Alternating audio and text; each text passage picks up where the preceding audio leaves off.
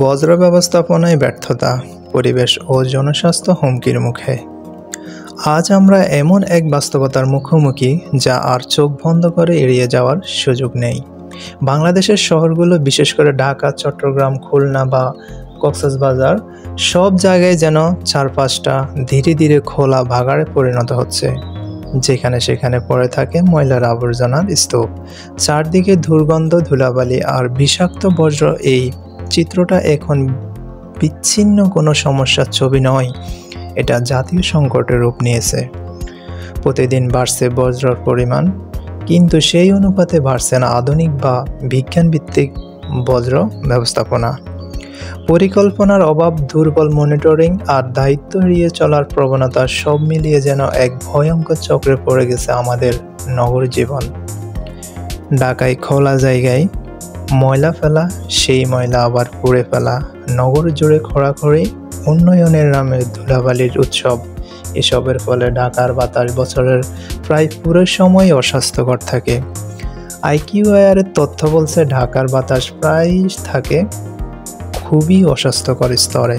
ভাবা যায়, শুধু ঢাকা নয়, চট্টগ্রাম, গাজীপুর, বরিশাল, এমনকি কক্সবাজার পর্যন্ত একই অবস্থা।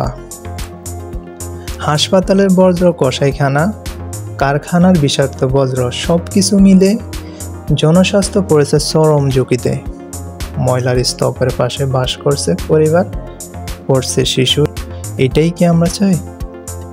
এখানে শুধু প্রশাসনের গাফলতি নয়, নাগরিক সচেতনতার ঘাটতিও দায়ী। বাজেটের স্বল্পতা, প্রযুক্তির অভাব আর সমন্বয়ের সংকট মিলিয়ে পরিস্থিতি দিন দিন ভয়াবহ হয়ে উঠছে।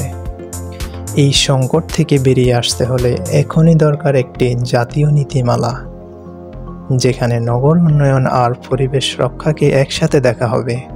প্রতিটি শহরে নির্দিষ্ট ডাম্পিং স্টেশন, আধুনিক বজ্র প্রক্রিয়াকরণ কেন্দ্র, নির্ধারিত সময় ও রুটে বজ্র সংগ্রহ। এসব এখন আর বিলাসিতা নয়, সময়ের দাবি। সাথে চাই সচেতনতা। স্কুল, কলেজে, গণমাধ্যমে, সামাজিক মাধ্যমে প্রচার দরকার। পরিবেশ ও স্বাস্থ্য রক্ষার বার্তা পৌঁছাতে হবে সবার ঘরে।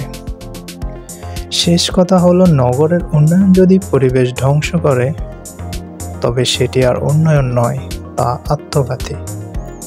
আমাদের শহরগুলোকে বাঁচাতে, আমাদের শিশুদের সুস্থ ভবিষ্যৎ দিতে এখনই চাই টেকসই, কার্যকর ও সমন্বিত বজ্র ব্যবস্থাপনা।